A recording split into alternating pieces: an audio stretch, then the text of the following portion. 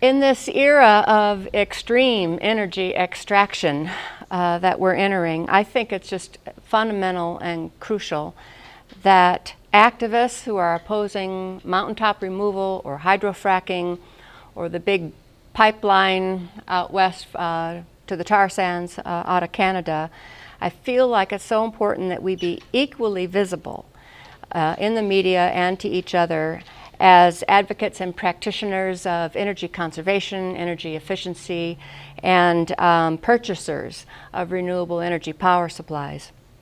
That's because I feel like really the ultimate solution to the whole array of problems that are brought to us by fossil fuels is ultimately going to be over in the marketplace and in policies. And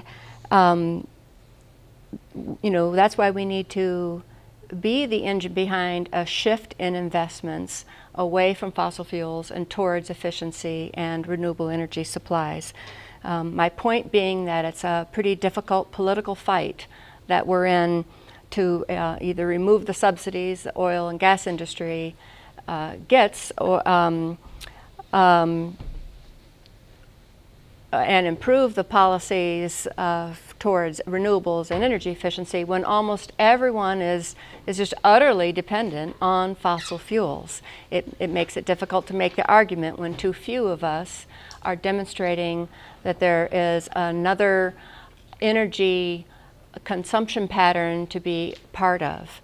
And a lot of that is around, of course, learning to have a comfortable life on a much lower energy footprint, as well as changing the sources of that. So I feel that if we want to have some leverage in this fight over destructive and unsafe gas drilling, we need to wean ourselves off of fossil fuels first. And that's going to be hard to do, but we're going to have to do it sooner or later anyway, as fossil fuels, as we run out of them. So we need to get started, and it might be easier than a lot of people think to make some decent progress in at least getting going on reducing our dependency on fossil fuels. I'm advocating that we accept responsibility to do that in our own homes and businesses so that then we can more legitimately and with knowledge help others in our communities and advocate for policy shifts. So today I wanted to share some tools that we've been developing to help Green Party activists across New York State take responsibility for their fossil carbon emissions so that we can all be more effective in persuading others to join our cause and to help us avoid those charges of hypocrisy and NIMBYism that so often crop up as soon as we oppose drilling or other unsafe practices. First, I want to tell you a little bit about Sustainable Tompkins. We got going back in 2004 with a sort of a triple bottom line mission. Our logo there is the triple bottom line in a field of responsibility, of civic and personal responsibility. And we do a lot of connecting, convening, and catalyzing of folks in the Tompkins County area. We've adopted a four-way strategy where we are trying to do the top-down and bottom-up approach to community organizing, because that's the most effective way to be a change agent, is to help educate leaders become more informed, as well as inspiring the rank and file to make change. And then we do a lot of building awareness around the issues, which I'm pleased to say we've made good progress on in terms of awareness around the issues. But then if you're going to wake people up, you need to make sure that you've got some infrastructure for them to make the changes in their lives. So we've built some of the social infrastructure and knowledge infrastructure for that. A lot of what we've done could be considered movement building. A lot of small group learning, study circles, salons, master classes, Also regional conferences on different topics. We helped get a Cayuga Sustainability Council going, which meets quarterly, all the different groups. We update each other on what everybody's doing, so we're not working in silos, and share in education. We also run a Signs of Sustainability program, which has really grown, where we have an annual celebration and give out Signs of Sustainability certificates, which I think the first time we did it was 60, and last year it was 240. So it's and it's great how mainstream businesses love to put their Sign of Sustainability certificate up on the wall. We also run a weekly column in the paper. Another resource, a piece of infrastructure we put together, is the sustainability map.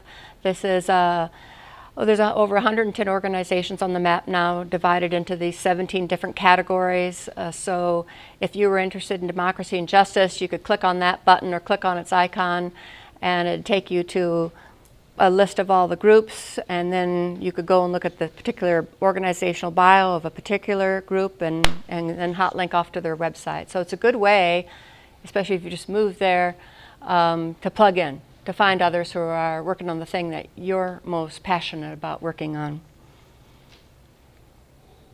It's also, I think, politically a useful tool to show the size of the movement. And then Finger Lakes Bioneers is a regional conference, 3-day conference that we've done the last 2 years, although this year we're organizing a regional film series instead in Auburn, Cortland, Watkins Glen, and Elmira, to host a lot of conversations around films so that we can feel like we're all more part of the same regional sustainability movement. And Nick Vexick actually is the organizer of that. He's in the back of the room there. And then our neighborhood mini grant program has just been a wonderful thing. We've been running that since 2008. We've given out 55 grants, about $23,000. They're small grants, seed money, to community efforts. We've funded a lot of community gardens, scholarships for low-income people to go and get educated in various things, youth scholarships, reuse, just a really wide range of initiatives. Another whole category of what we do is around greening the economy, and I think that this is a major piece of the work that needs to be part of our strategy. I was at the forum earlier, and what we really need to do is also be offering, relocalizing the economy, creating those jobs, unplugging, starve the beast, unplugging from the big banks and the corporations, and the more infrastructure we build for a green economy at the local level, the more independent and more autonomy and more sovereign we will be. So we've done quite a bit in the green technology arena. We put together a website called Finger Lakes by Green to guide and help form a green purchasing collaborative for the institutions and municipalities.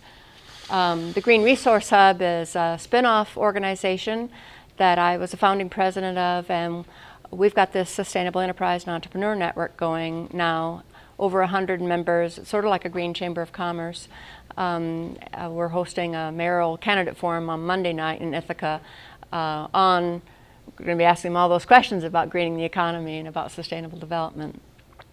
And we've been very involved in green collar job development, hosting the region's first career fair in that area and hosting roundtables. And lately, and the ones in italics are work we're starting now. We've got some working groups on worker-owned cooperatives and on local green investing, and a partnership building around with the social justice, building bridges between the social justice and the sustainability movements with a focus on job creation. And then the third category, which is what we're going to talk mostly about here this afternoon, is what I call healthy systems. It's sort of the environment part of the triple bottom line. So we've worked with the health sector on a number of projects. We've done several things besides the sustainable design workshop in the arena of planning, land use planning, transit-oriented development, and citizen engagement around comprehensive plans. And then the rest of this is our energy and climate program, We've done a number of do-it-yourself home energy learning circles aimed especially at women and lower income households, so to empower them to learn what's in the basement and how does it work, and how to apply weather stripping, how to take charge of their energy consumption.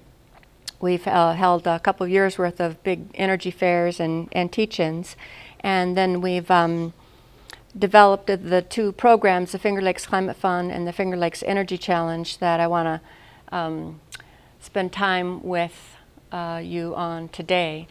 This is a little cartoon I worked up with an artist, because I really feel like it's a juggernaut that we're up against that's marching over the Pennsylvania border. As the whole issue around hydrofracking started to heat up, we felt that what would be appropriate for us to take as a role was this issue of the hypocrisy of opposing hydrofracking in New York State if we're not doing something about not needing the natural gas in the first place. So we put together the Finger Lakes Energy Challenge. At first we called it the Marcellus Challenge, but with the Ithaca shale out there as well, and so many other, and mountaintop removal and the rest of it, we renamed it recently to call it the Finger Lakes Energy Challenge, because that's really what it's about.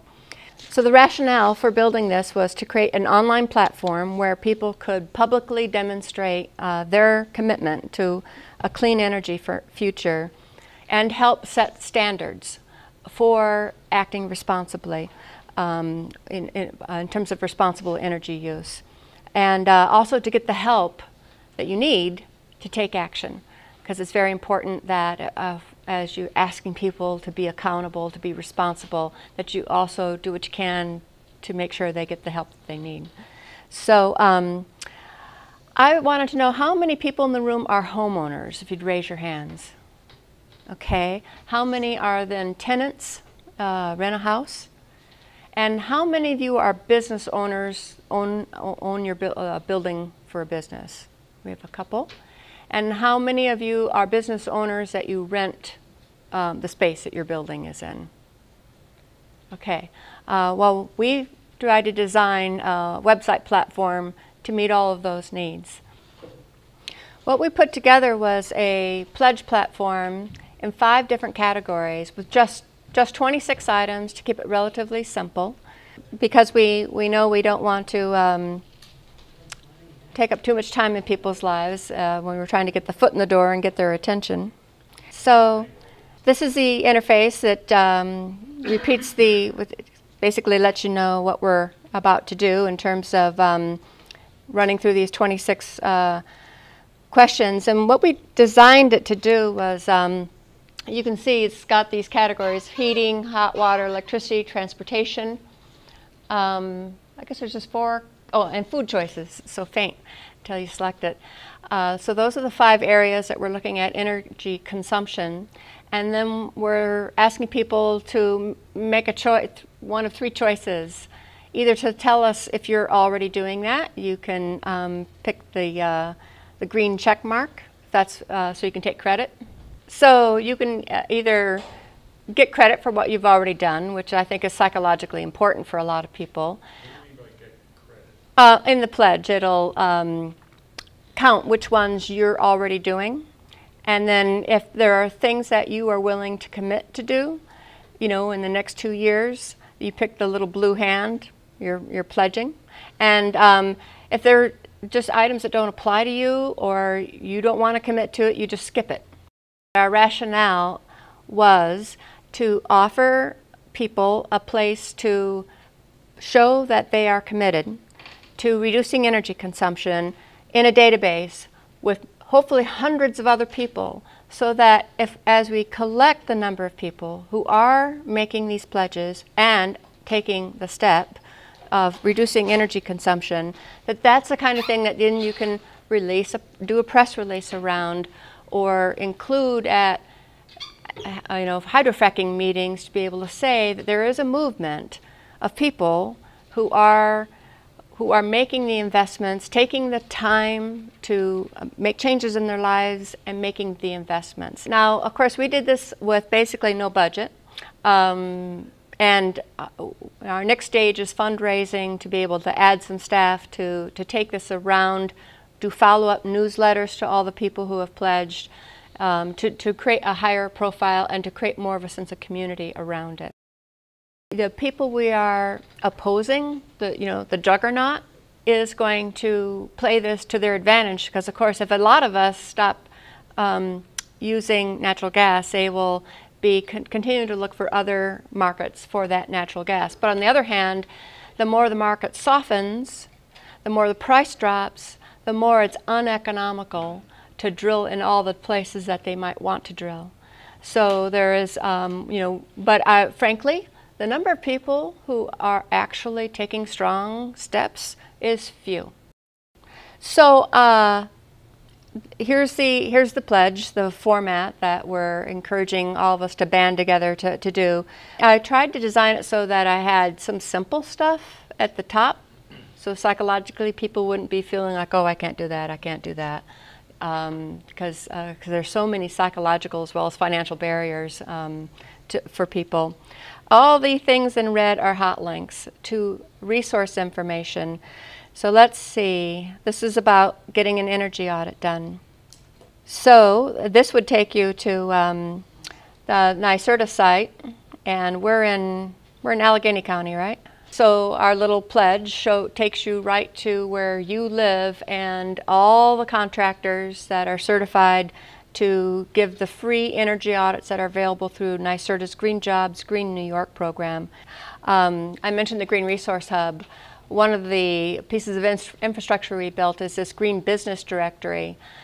So for people in the Tompkins County and sort of in that general area, can access this great business directory. There's over 300 businesses in it, and you can sort on energy efficiency, for example. So I won't demonstrate any of the other links, but the idea is we tried to build in, get the help that you need to take this particular step that we're asking you to do. So that's heating, which is where, here in the north, most of our bills are. The next section is hot water, where again we start with the simple things and move towards the more complex, such as installing a solar hot water system and a tankless water heater.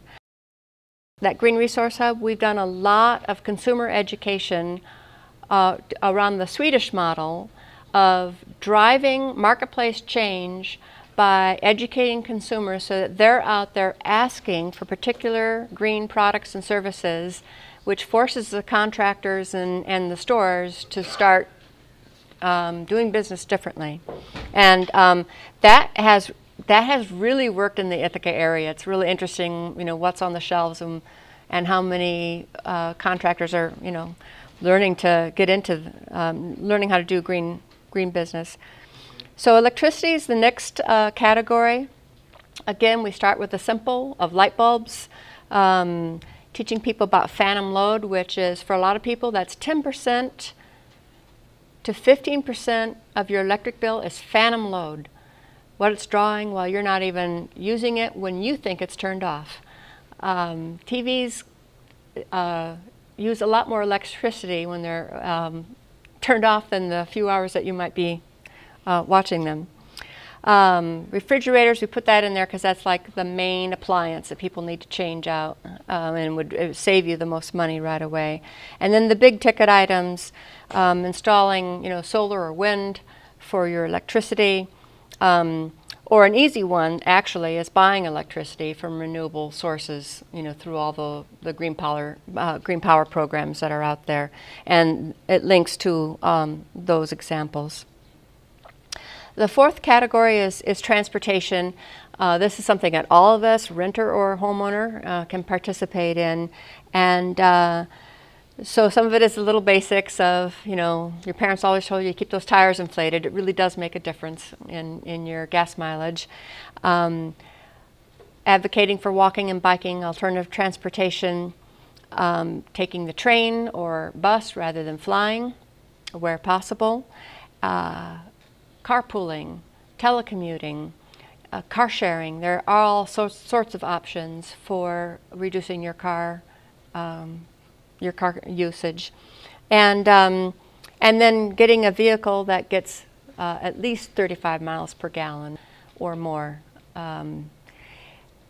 At some point, maybe we'll be adding on there, get an electric car and running off your own renewable energy power supply. But they really aren't available yet in our marketplace, but someday soon. The last category is food.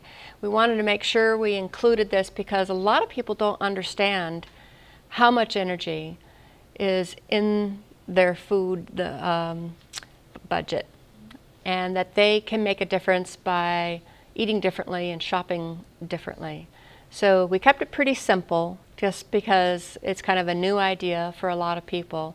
But we hit on the ideas of buying local, so you're avoiding the transport, all the greenhouse gas emissions and fuel consumption of bringing it 2,000 miles to your table. And then the idea of, well, why is it good to buy organic? Well, it's because of the synthetic nitrogen fertilizer used in conventional agriculture, which is made out of natural gas. It's a huge part of the natural gas market. So when you go organic, you're no longer in the synthetic nitrogen. You're not a consumer of synthetic nitrogen. So that's why we make a commitment to at least have 25% of it be organic. And then grow some of your own. That's talk about local and organic. That really reduces the fossil fuel footprint of your food supply. So that's our little pledge. At the end, it lists the things that you pledge to do, and it sends you an email thanking you for your pledge, and here's your list of the things you pledged to do. So that then, like when I had a business take the pledge, and we actually added that feature because then he wanted to share it with all of his staff of, okay, this is what I've committed our business to doing here, and we'll put it in the staff newsletter, and this is what we're going to be working towards. So I'm sharing this with you not only for you as individuals to use, but I'm hoping that you will introduce your networks to this tool. And as your activists on mountaintop removal or hydrofracking or even democracy, attune people to this resource where they can get the help that they need, but also they can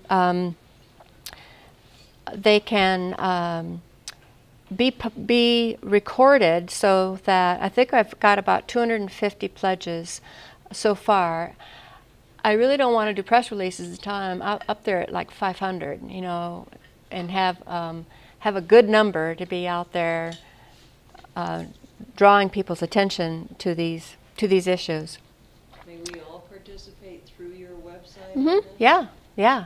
And that, as I say, I've got a new volunteer. I'm meeting with her Monday, actually. We're going to be trying to find some grant money to be able to support the program better, but maybe between the two of us we can at least get the monthly newsletter going to those who've pledged, because then I want to be able to profile pledgees who've acted on their pledges, and some of them have been able to be working on some of things for a while, so to have their photo and tell their story, just to encourage people, because we do, as you brought it up, people like to compare their progress with others and hear those stories. Now, so that's about first reducing your fossil fuel footprint. But we can't necessarily get rid of it all right away. It takes time. So what we have built is we say, first reduce your footprint and then offset the rest. Take responsibility for all of your fossil fuel use and your carbon emissions.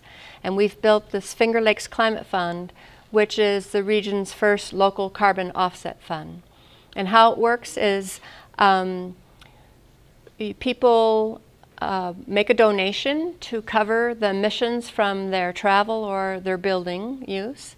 And then it pools up in our fund, and then we turn around and give it away in grants to modest income, low income families in our community to do energy efficiency improvements so that their energy footprint is less and they're more financially secure. And so therefore they will be less at risk to the economic problems we're facing, and then maybe need less local government services and aid. So it actually benefits you back because maybe your property taxes, your county taxes don't have to go up quite as high as one less family in desperate straits because their energy bills are too high. I'll just show this real quick. Hi, we're the Ellises, and I'm Emma, and this is my dad, Mike, and my mom, Sherry. Hi. Hi. And we are the grateful recipients of the first Finger Lakes Climate Fund grant, and that allowed us to be able to switch over from a wood-burning stove to a wood pellet stove, which we have here, and we love. What do you think about it, Emma? I think it's great with the heat. It's good for my mother's lungs, and it's good for the air inside and out of the house. Right. We're pleased to make use of a sustainable technology that uses the scrap wood that would otherwise just become part of landfill or just not utilized in a good way, and it allows us to turn it into fuel so we don't have to use our electric backup system, and it burns clean outside and inside. We couldn't be happier with this choice, and we're so grateful to all the donors that make the grant possible. They made it possible for us to be able to switch to this wonderful technology. Thank you, everybody. Thank you. I love that little clip. They were our first awardees. We've done 2 grants so far. We just launched this about a year ago. And trying to get people used to the notion of taking responsibility for their carbon emissions and offsetting them. We did have a big Rochester-based construction firm offset all the emissions of 80 people who came to a big Cornell facilities conference on greening university facilities, and they offset all the emissions of everybody who came to that conference, their travel emissions. So it was about $500, so that was a nice little addition to the pool. Grassroots Festival offsets their shuttle buses, and Purity Ice Cream is offsetting their emissions. So that's the infrastructure we've put in place to support energy and climate commitments by people in our region. We'd like to franchise the Finger Lakes Climate Fund. By that I mean keep the platform and this carbon calculator we built in place, but then like let's say we partner with Hobart Smith up in Geneva, then we could tag any donations that came from Ontario County into its own pool in the fund, and then when there was enough, we could give a grant to energy contractors in Ontario County. So people would really feel like they're offsetting their carbon locally. They're benefiting their own community. In case somebody in Geneva doesn't want to benefit somebody in Ithaca, So we hope to find time to find partners and franchise that. I think we need to see a mix of a lot of different kinds of renewable power sources. So we're going to, I think, have to deal with solar farms and wind farms, but I really think our actual energy security lies in distributed energy forms, with more people doing geothermal, PV, small wind, microhydro, and the more of us combined heat and power, using biomass sources, not coal or natural gas. That I think is, and the more distributed it is, the more individually owned it is, I think the more freedom we have. When people have a strong local economy and can provide for their own food and energy security, it's harder to push you around. It's harder, it's easy. people are less likely to stay silent because they feel like, well, I need that food and I need that energy. I have to buy from the big box stores, etc. So I think that's the work ahead, is strong efforts at, and those of us who can, making those investments